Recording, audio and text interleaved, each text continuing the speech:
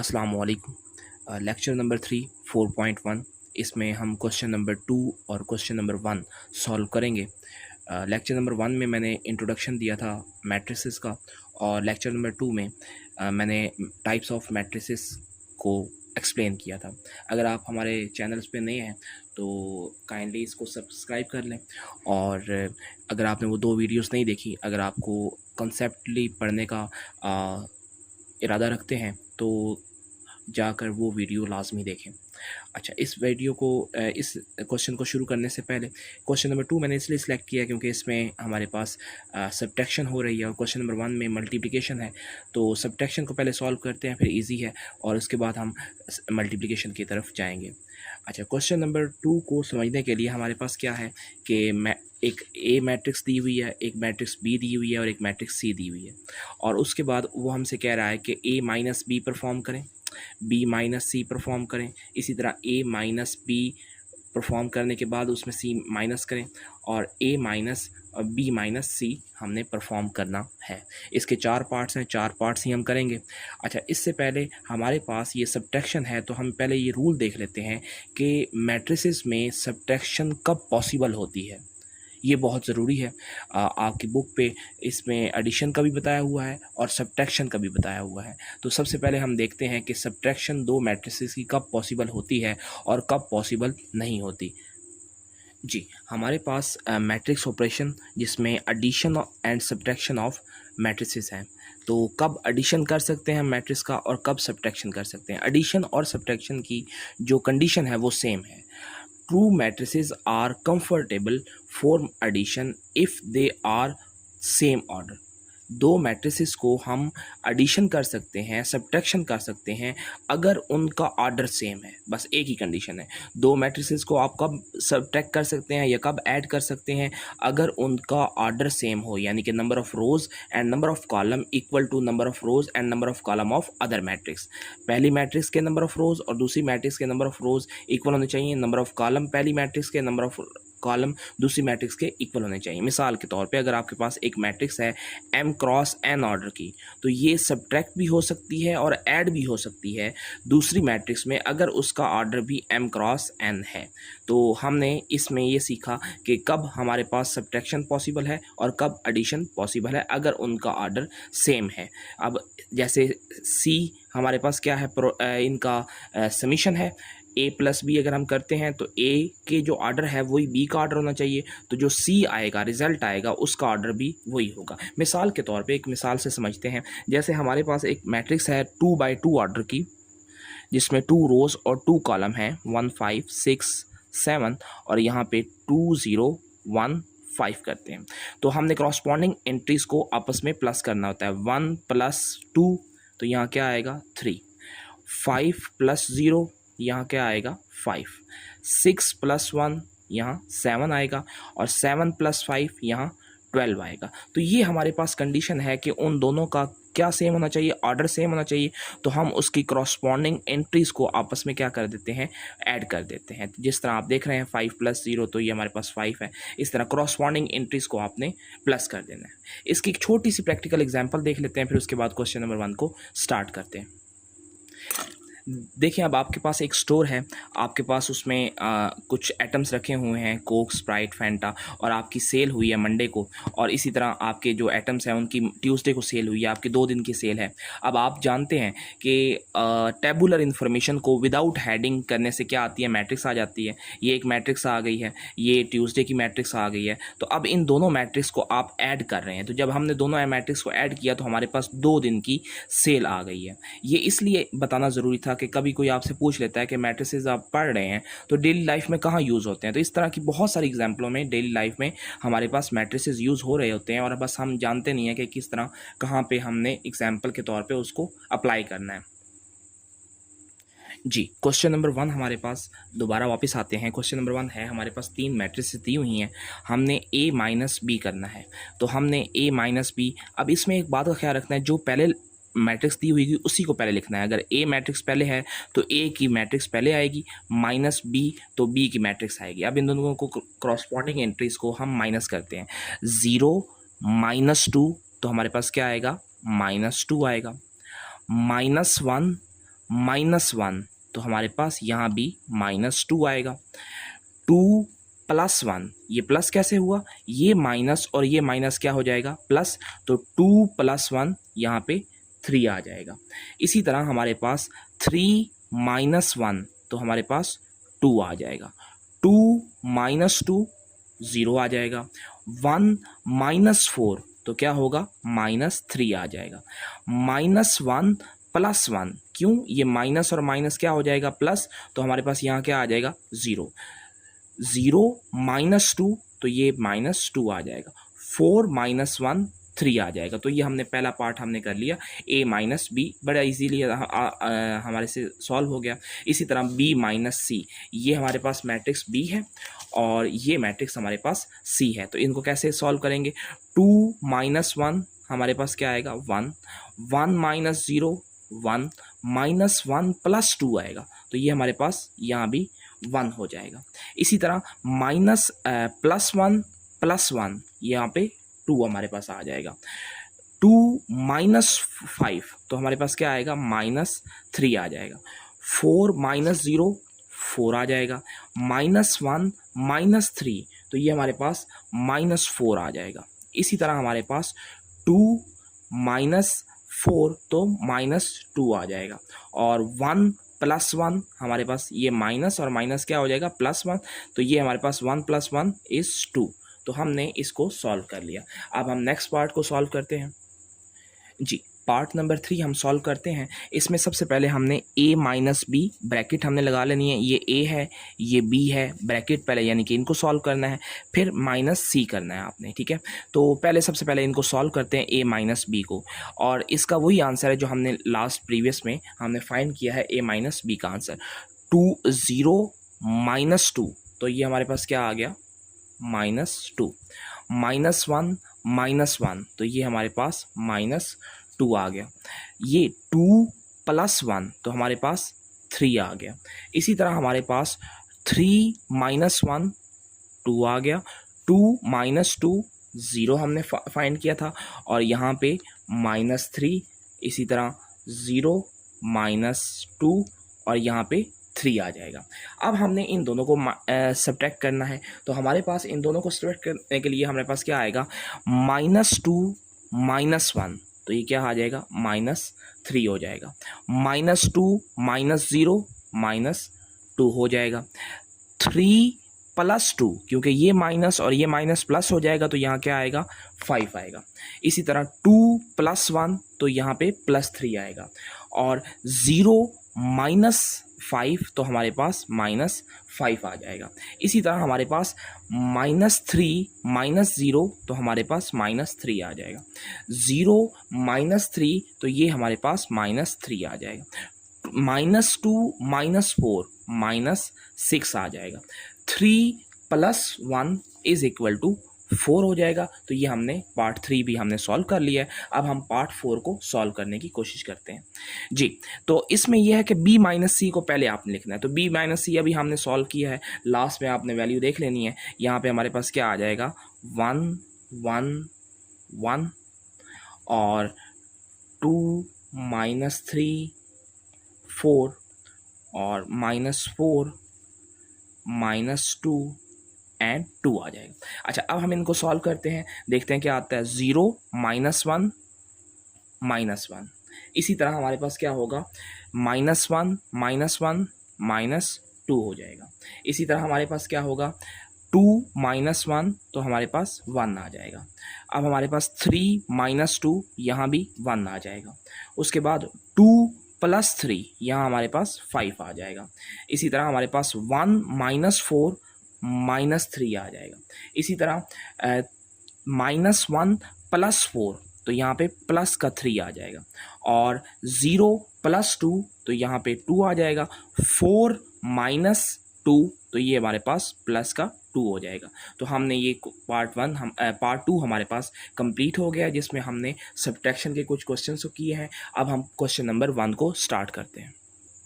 जी, question number 1 में हमारे पास एक मैट्रिक्स दी हुई है ए, जो आई जे की फॉर्म में मैट्रिक्स है जिसकी 3 रोज़ और 4 कॉलम्स हैं। ये ऑर्डर लिखा हुआ है 3/4 का, 3 रोज़ एंड 4 कॉलम हैं। तो हमारे पास एक मैट्रिक्स है जो जर्नल फॉर्म में दी हुई है, जिसकी एंट्रीज़ का एग्जैक्ट नहीं पता, हम आई जे की फॉर्म में उसको राइट करेंगे। तो हमारे पास क्वेश्चन है, पहला पार्ट है कि I3 मल्टीप्लाई बाय ए, तो इज़ इक्वल टू ए, ये हमने प्रूफ करना है। इसी तरह पार्ट 2 में I4 को मल्टीप्लाई करना है और इक्वल करना है 4 के। तो यहाँ पे मल्टीप्लिकेशन आ रही है, तो सबसे पहले हमें ये पता होना चाहिए कि मैट्रिक्स में मल्टीप्लिकेशन का क्या मतलब है, किस तरह से पॉसिबल होती है, क्या कंडीशन है। क्योंकि मल्टीप्लिकेशन की कंडीशन एमसीक्यूज़ में पूछी जा सकती है, शॉर्ट क्वेश्चन भी आ सकता है, तो आपको आनी चाहिए मल्टीप्लिकेशन की कंडीशन। तो सबसे पहले कंडीशन ऑफ मल्टीप्लिकेशन देखते हैं।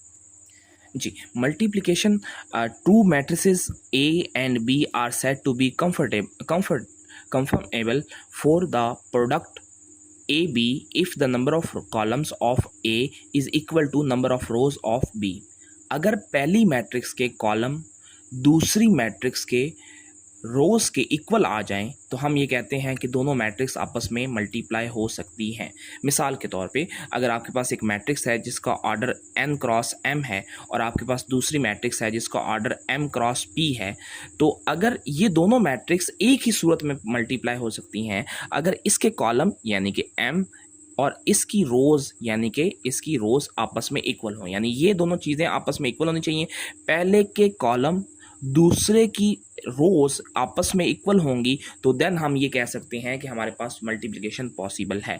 और अब इन दोनों को मल्टीप्लाई करके जो आंसर आएगा उसका जो ऑर्डर होगा, उसका ऑर्डर पहले की रोज़ और दूसरे के कॉलम्स डिफाइन करेंगे। तो इसका ऑर्डर क्या होगा, n क्रॉस p होगा। मिसाल के तौर पे, अगर आपके पास एक मैट्रिक्स A है जिसका ऑर्डर है 3 क्रॉस 2 और इसका ऑर्डर है 2 क्रॉस 5, क्या ये मैट्रिक्स पॉसिबल है? तो देख लेते हैं, इसके कॉलम इसकी रोज़ इक्वल होनी चाहिए। तो yes, it is comfortable for multiplication. और मल्टीप्लिकेशन और जो आंसर आएगा उसका ऑर्डर क्या होगा, उसका ऑर्डर होगा 3/5, यानी कि पहले की रोज़ और दूसरे के कॉलम, ये हमारे पास प्रोडक्ट का ऑर्डर होगा। एक और एग्जांपल देखते हैं, एक मैट्रिक्स है C हमारे पास जिसका ऑर्डर है 5 क्रॉस 4, यानी 5 रोज़ हैं और 4 कॉलम्स हैं। और एक और मैट्रिक्स है जिसमें 4 कॉलम और 10 रोज हैं। तो हमारे पास क्या ये मैट्रिक्स पॉसिबल है, मल्टीप्लिकेशन पॉसिबल है? Yes, it is possible, because पहली मैट्रिक्स के जो कॉलम हैं वो इक्वल हैं दूसरी मैट्रिक्स के रोज़ के साथ। तो हम ये कह सकते हैं कि दोनों मल्टीप्लिकेशन के लिए पॉसिबल हैं। और जो इनका प्रोडक्ट होगा उसका ऑर्डर होगा 5 क्रॉस 10, क्योंकि हमारे पास इसकी रोज़ 5 हैं और इसके कॉलम्स 10 है हमारे पास। अच्छा, यहाँ पे कुछ नोट आपने याद रखना है। पहली बात यह है कि ए स्क्वायर अगर हमने करना है तो वो ए क्रॉस ए हम करेंगे, ए क्यूब तो इसी तरह ए क्रॉस ए, यानी कि अगर आपने ए की पावर 5 लेनी है तो आपने क्या करना है, ए को 5 बार मल्टीप्लाई करना है। और ये एन हमारे पास, यानी कि आपने अगर जनरल बात करते हैं, अगर 6 लेना है, 7 लेना है, 5 10 लेनी है तो 10 बार ए को मल्टीप्लाई करना पड़ेगा, तो हमारे पास उसकी वो स्क्वायर बन जाएगा। तो ये एक मल्टीप्लिकेशन आपको याद रखनी पड़ेगी कि मल्टीप्लिकेशन की क्या कंडीशन है। और एक छोटी सी बात आपने याद रखनी है कि मैट्रिक मल्टीप्लिकेशन में कम्यूटेटिव लॉ होल्ड नहीं करता। इन जनरल हमारे पास कम्यूटेटिव लॉ होल्ड नहीं करता। कुछ एग्जांपल्स होती हैं जिनमें होल्ड कर जाता है, लेकिन तमाम मैट्रिक्स के लिए, तमाम मैट्रिक्स के प्रोडक्ट के लिए कम्यूटेटिव लॉ होल्ड नहीं करता। यानी A matrix B is not equal to B matrix A. ये बहुत इंपॉर्टेंट बात है, एमसीक्यूज में पूछी जा सकती है और कुछ क्वेश्चन में हमने इसको एज आ रिजल्ट हम यूज़ करेंगे। चलें जी, हम अपने क्वेश्चन की तरफ आते हैं। हमारे पास पहला पार्ट है कि I3 को आपने मल्टीप्लाई करना है ए के साथ। अब I3 का आपको पता होना चाहिए कि I3 हमारे पास क्या होता है और किस तरह से हमारे पास इसका क्या मतलब है। आई हमारे पास, ये देखिए मैंने आपको एक चीज़ बताई थी, IN, ये हमने डिस्कस किया था टाइप ऑफ मैट्रिक्स में कि IN हमारे पास आइडेंटिटी मैट्रिक्स को रिप्रेजेंट करता है। I1 का क्या मतलब है, I1 का मतलब है ये 1, यानी कि एक स्क्वायर, ऐसा स्क्वायर मैट्रिक्स जिसका ऑर्डर 1 क्रॉस 1 हो।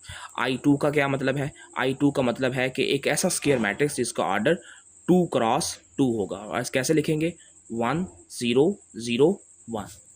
इसी तरह I3 का क्या मतलब होगा, I3 का मतलब होगा एक ऐसा मैट्रिक्स जिसका ऑर्डर 3 क्रॉस 3 होगा। और यहाँ पे क्या आएगा, 1 आएगा, 0 0 1। तो ये I3 क्रॉस 3 का मैट्रिक्स। ये आइडेंटिटी मैट्रिक्स होते हैं तो इनको इस तरह से लिखा जा सकता है। तो ये हमारे पास आई होते हैं, तो ये आइडेंटिटी मैट्रिक्स होते हैं। तो I3, अब आप समझ गए होंगे कि I3 का क्या मतलब है। हमारे पास ये मैट्रिक्स आ गया जिसकी 3 रोज एंड 4 कॉलम्स हमारे पास गिवन मैट्रिक्स है। 3 रोज यानी कि 1 2 3 और कॉलम कितने हैं 4, तो हमने 4 कॉलम बना लिए, 3 रोज। हमने ए रखा है, जनरल मैट्रिक्स कंसीडर किया है क्योंकि हमने एग्जैक्ट एंट्रीज का हमें वैल्यूज़ का नहीं पता।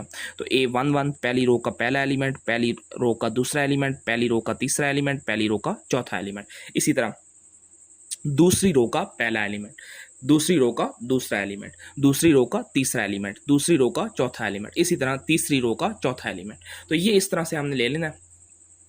अब हमारे पास ये आइडेंटिटी है, जो इक्वेशन आपस में इक्वल होती हैं उसे आइडेंटिटी इक्वेशन कहते हैं। तो ये हमारे पास आइडेंटिटी है। आइडेंटिटी को सॉल्व करने का तरीका ये है कि हम उसकी लेफ्ट हैंड साइड लेते हैं और राइट हैंड साइड को प्रूव करते हैं, या राइट हैंड साइड लेते हैं और लेफ्ट हैंड साइड को, जो हमारे लिए पॉसिबिलिटी नज़र आ रही होती है, जो आसान होता है, तो हम उसको उस तरफ से अप्रोच करते हैं। तो हमें पता है कि यहाँ पे I3 को मल्टीप्लाई करना है ए के साथ, तो ए हमारे पास बनता है या नहीं, तो लेफ्ट हैंड साइड हमने लेनी है, I3 मल्टीप्लाई बाय ए करना है। अब देखें I3 आया है, I3 का मतलब ये देखें आई यहाँ पे I4 आया, तो हम A को पहले रखेंगे, I4 को बाद में रखेंगे। लेकिन यहाँ पे I3 पहले है और A बाद में है, यानी I3 का क्या मतलब है 1 0 0 0 1 0, इसी तरह 0 0 1।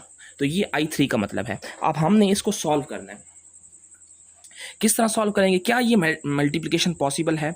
इसके कॉलम कितने हैं 3, इसकी रोज कितनी है 3, तो आपस में ये दोनों इक्वल हैं, तो इसका मतलब ये हुआ कि इनकी मल्टीप्लिकेशन पॉसिबल है। तो हम इन दोनों को मल्टीप्लाई कर सकते हैं और जो नया मैट्रिक्स आएगा उसका ऑर्डर होगा 3 क्रॉस 4, यानी कि 3 रोज और 4 कॉलम होंगे। तो ये बातें आपने याद रखनी है। अगर हमारे पास ए पहले होता और I3 बाद में होता, क्या ये फिर मल्टीप्लिकेशन पॉसिबल थी? तो आपने कमेंट्स में मुझे बताना है कि क्या I3 ए को हम पहले रखें और I3 को बाद में रखें तो क्या ये पॉसिबल होगा या नहीं होगा। चलिए स्टार्ट करते हैं मल्टीप्लिकेशन। मल्टीप्लिकेशन किस तरह की जाती है? रोज पहले की रो और दूसरे के कॉलम्स, यानी कि आपने फर्स्ट रो लेनी है और कॉलम से मल्टीप्लाई करते जाना है जब तक हमारे पास कॉलम एंड नहीं हो जाते। पहली रो पहला कॉलम, रो को सेम रखना है, पहली रो दूसरा कॉलम, पहली रो तीसरा कॉलम, पहली रो चौथा कॉलम।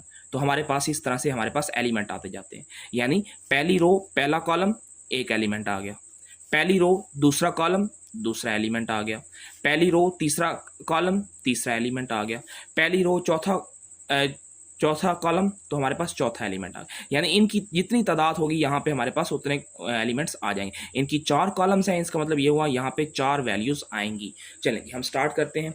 1 को मल्टीप्लाई करते हैं A11 के साथ, तो हमारे पास 1 को मल्टीप्लाई करने से A11 के साथ A11 हमारे पास आता है। फिर हमने 0 को मल्टीप्लाई करना है A21 के, 0 जिससे भी मल्टीप्लाई होता है क्या हो जाता है 0 हो जाता है। और फिर हमने 0 को मल्टीप्लाई करना है A31 के साथ, तो ये भी हमारे पास क्या हो जाएगा 0 हो जाएगा। इसी तरह हमने 1 को अब यहाँ पे एक एलिमेंट कंप्लीट हो गया, फिर पहली रो दूसरा कॉलम हमने ले लेना है, तो A1 को किससे मल्टीप्लाई करना है A12 के साथ, तो ये हमारे पास A12 आ जाएगा। फिर 0 को मल्टीप्लाई करना है तो हमारे पास नेक्स्ट प्रोसीड होगा 0 और नेक्स्ट वैल्यू भी 0 होगी। इसी तरह 1 को मल्टीप्लाई करना है A13 के साथ, तो A13, बाकी दो वैल्यूज़ क्या हो जाएंगी, बाकी दोनों वैल्यूज़ 0 हो जाएंगी। इसी तरह 1 4 के साथ, तो यहाँ पे 1 4, बाकी दोनों क्या हो जाएंगी वैल्यूज़ 0 हो जाएंगी। इसी तरह आपने क्या करना है 0 को अब मल्टीप्लाई करना है A1, तो हमारे पास क्या आएगा यहाँ 0 A21 प्लस 0। इसी तरह हमने दूसरी रो को अब देखना है, दूसरी कॉलम को हम देखना है, तो 0 प्लस A22 प्लस 0। इसी तरह 0 plus A23 plus 0, 0 plus A24 plus 0। इसी तरह हमने इसको भी देखना है, ये तीसरी रो और पहला कॉलम, 0 मल्टीप्लाई बाय A11, तो 0 हो जाएगा, 0 plus A31, 0 plus A32, 0 plus A33, 0 plus A34। तो अब हमने इनको ऐड कर लेना है। देखें 1 ये हमारे पास आ जाएगा A11, A12, A13, A14, A21, A22, A23, A24, A31, A32, A33, A34 और यही हमारी मैट्रिक्स ए है और यही हमारी राइट हैंड साइड है। तो हमने प्रूव कर दिया आइडेंटिटी कि left hand side is equal to right hand side है। अब इसका पार्ट 2 करते हैं जी। अब हमने ए को A4 के साथ मल्टीप्लाई करना है। तो ए हमारे पास आ गया, A4 हमारे पास क्या होगा 1 0 0 0 1 0 0, सॉरी यहाँ पे क्या आएगा, यहाँ पे 1 आएगा 0 और यहाँ पे 0 आएगा। अच्छा 0 0 1 0 0 0 0 और 1, ये हमारे पास 4 क्रॉस 4 की एक आइडेंटिटी मैट्रिक्स आ चुकी है। चलें जी, अब हम मल्टीप्लिकेशन शुरू करते हैं। पहली रो पहला कॉलम, पहली रो दूसरा कॉलम, पहली रो तीसरा कॉलम, पहली रो चौथा कॉलम। तो हमने पहली रो पहला कॉलम यानी A11 को 1 1 के साथ करना है। तो हमारे पास क्या आ जाएगा A11 प्लस 0 प्लस 0 प्लस 0, क्योंकि हमारे पास बाकी तमाम एलिमेंट 0 हैं तो ये बाकी सारे 0 हो जाएंगे। पहली रो हमारे पास, दूसरा कॉलम हमने मल्टीप्लाई करना है तो हमारे पास ये 0 इससे मल्टीप्लाई होगा तो ये आ जाएगा 0 प्लस A12 प्लस 0 प्लस 0। इसी तरह हमने तीसरे के साथ करना है, तीसरा कॉलम के साथ। तो ये पहले दो तो 0 हो जाएंगे क्योंकि यहाँ दोनों 0 हैं, तो इसमें तीसरे में साथ क्या आ जाएगा A13। तो 0 प्लस 0 प्लस A13 प्लस 0। इसी तरह हमने क्या करना है चौथी रो के साथ, तो ये क्या आ जाएगा 0 प्लस 0 प्लस 0 प्लस A14 आ जाएगा। इसी तरह हमने फिर दूसरे रो को दूसरे पहला कॉलम के साथ करना है, तो ये आ जाएगा A21 प्लस 0 प्लस 0 प्लस 0। इसी तरह 0 प्लस A22 प्लस 0 प्लस 0।